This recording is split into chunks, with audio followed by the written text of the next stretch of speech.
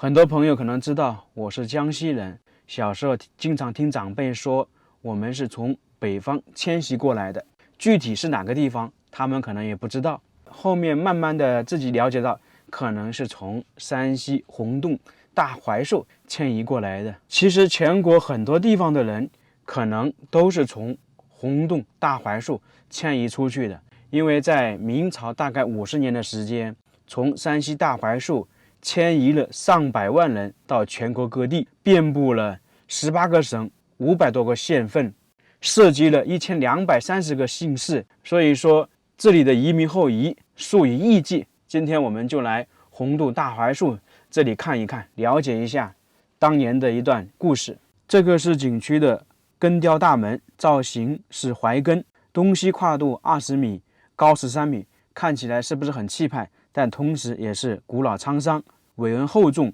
枝根入土。它的寓意是大槐树后裔同门同根同祖同心，象征大槐树儿女舍小家取大义，扎根神州大地。诠释的是移民后裔共同的根，共同的老家，是大槐树儿女的魂。这是一种血脉亲情的体现。我们经常说，不是一家人不进一家门，进了这道门，我们就是同根同源的一家人。大家好，我是秋平，我现在已经来到了景区里面。问我祖先来何处？山西洪洞大槐树。那么你的祖先是不是来自这个地方呢？按照一些资料记载，1230个姓氏从这边全去往了全国各地。可以这样说，很多人的祖先就是来自山西洪洞大槐树这里。进入景区第一眼看到的就是一块影壁，它也是俗称着照壁。在我国民间建筑中经常可以看到，特别是一些豪门大院，基本上都是会有影壁。我们现在看到的影壁是叫做根字影壁，是大槐树景区的标志性建筑。它不是一般的平面结构，而是独特的八字形结构，上面的雕刻也非常精致，都是民间的吉祥图案。中间最上边雕刻有12生肖以及莲花图案，往下是八仙庆寿，中间是老寿星，还有龙凤呈祥。根字四周的雕刻有石榴、葡萄、葫芦等等，这些图案一般代表的都是多子多福的意思。中国有句古话叫做树高千丈，月落归根。一个人不论他走到哪里，不论身高何地，都要保留着对家乡那种深深的思念。经常说回忆老家的味道，就是这个意思。而对根的敬仰，就是这种情感的集中体现。影壁最突出的特点就是这个大大的根字，这是一个立体字，不仅比例雄厚，而且隐含象形。比如说这个木字旁，有人说它像一个人高昂着头，撒开两只胳膊走路的样子。再看这个根字最后一笔，像不像一个人正在迈步行走的脚呢？所以很多人都在说，这个根字展现的是当年移民先祖外迁时久久不愿落下的沉重步伐，和现在的移民后裔急切回家纷纷踏字而来的情景。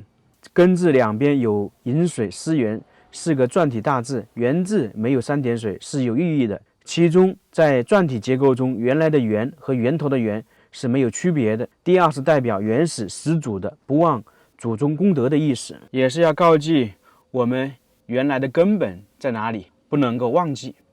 在景区有一条水渠，叫做同源渠。俗话说，水流千里总有源头，人处四海难忘故土，其实也就是形容的带来的祖先来自一个地方。在前面这一块就是一些情景雕塑，展示了大槐树下的移民历史。明朝移民是一次规模空前的官方大移民，从朱元璋洪武2年起到朱棣永乐15年止，长达50年。按照资料记载，官方组织的大规模移民集体的话就有18次，迁徙的人数达到100多万。无论是在时间上、地域范围上、组织规模上，还是迁民人数，都已达到中国移民史上的顶峰。移民主要是战争和自然灾害2个因素。元末明初大的战争有2次，一次是元末的农民起义，一次是朱棣发起的靖难之役。在古代战争都是使用冷兵器，胜负的标志就是攻城略地和杀死敌人多少。中原是所有统治王朝的根基，是兵家必争之地。战争造成了人口锐减，特别是男壮丁的大量减少，而水旱、蝗疫等自然灾害连年发生，使得中原很多地方颗粒无收。这是第一组决议，叫做朝堂决议。因为元末明初经过几十年的战乱，中原大地人口急剧减少，并且还有一些自然灾害，于是朱元璋登基之后，采纳了大臣的建议，决定把人口众多的山西往全国其他地方迁徙。这就是长达50年人口移民的开始，大概就是从朱元璋开国没多久，一直移民到朱棣的时候。这段移民的时限非常长，当时把山西的人口往其他外省迁移，大概是18个省，山东、北京、河北、安徽等等。大槐树下面，那么为什么会是从山西把人口迁出去呢？在元末明初，经过几十年的战乱，中原大地的人口非常少，河北、河南总共加起来才300多万，而山西由于很多高山，地形复杂，它这里呢受到的战争影响就比较少一点，于是决定了从山西把人口迁移出去。那这里显示的是大槐树下面，这里有一个官员有个桌子，那这些是发迁移证，就办一些手续，你迁到哪里等等这些。这一组在槐树下的雕像是老人和子女息息相别的场面。当时的移民政策是5口之家移民2人，6口之家移民3人，7口之家移民4人，以此类推。还有一点，当时的移民政策是一家或者一个家族，他不移到一块去。比方说张三去北京，那么张四可能就去安徽了。我们说现在交通很发达，有飞机有火车，但是你如果2个人隔了一个省，那相见的次数可能也非常少。那古代就更不用讲了，首先它的交通非常差，你从北京到安徽基本上是没有机会再见到的。还有一点，他们出行出远门要有那种路引，也比较难办，所以说他们这些子女还有老人在这里息息相别，是很催人泪下的，因为很有可能从这里分开之后，他们这辈子都见不到了。第3组雕塑，讲不完的故事，介绍了就是当年的移民先祖从山西洪洞大槐树迁移到其他地方进行奋斗，最后安居乐业的故事。从年轻小伙子变成白发苍苍的老爷爷，他坐在树底下给他的子孙讲解当年移民的一些故事。基本上当时的移民文字资料记载很少，主要是通过大家代代口相传。这一组雕像非常有意思啊！我们经常说上厕所是去解手，那么解手的来源就是在这里。简单的来介绍一下，我们现在去一个地方搬家也好，迁移也好，都是坐车去的。在明朝那个时候，移民大家基本是靠走路的，并且当时的移民是属于官方强制性的。当时大家去一个地方，全部是用那个绳索捆绑住，就防止你中途逃跑一样，大家连起来，并且还有那些官兵押送。人有3急，那捆绑住了手去上厕所肯定不方便，像这些迁移的人就向官兵说，我要上厕所，麻烦把我的手解开一下。慢慢的后面就慢慢形成我要解手，那大家都懂得什么意思，那么上厕所说成解手就是这么由来的。这个是不是很有意思？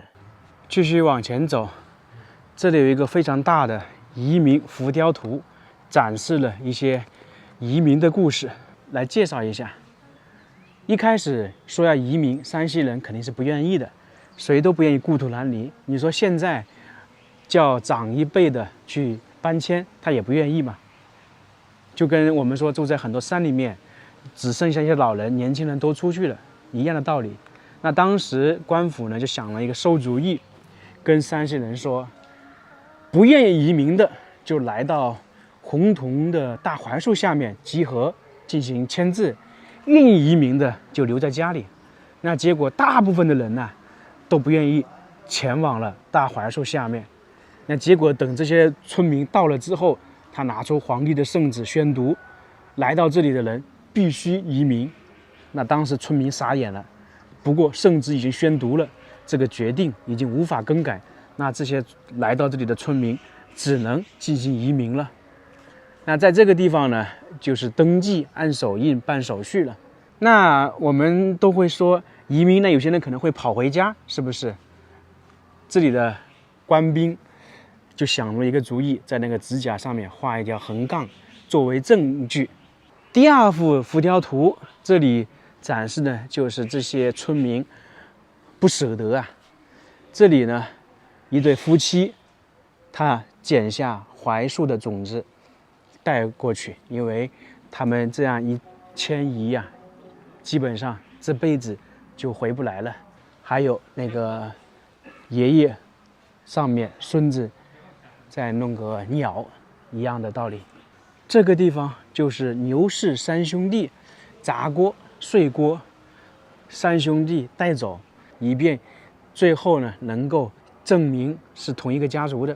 最后这一个呢，就是一对老夫妻跟他的儿子孙子这些依依惜别，真的是三步一回头啊，太痛苦了这种情况，背井离乡的走。然后这是路上的一些情况，有挑东西的，有推车的，然后小孩妇女可能就在车子上面，这老人是摔倒了，这些所有人呢都被官府是用绳子捆绑着走。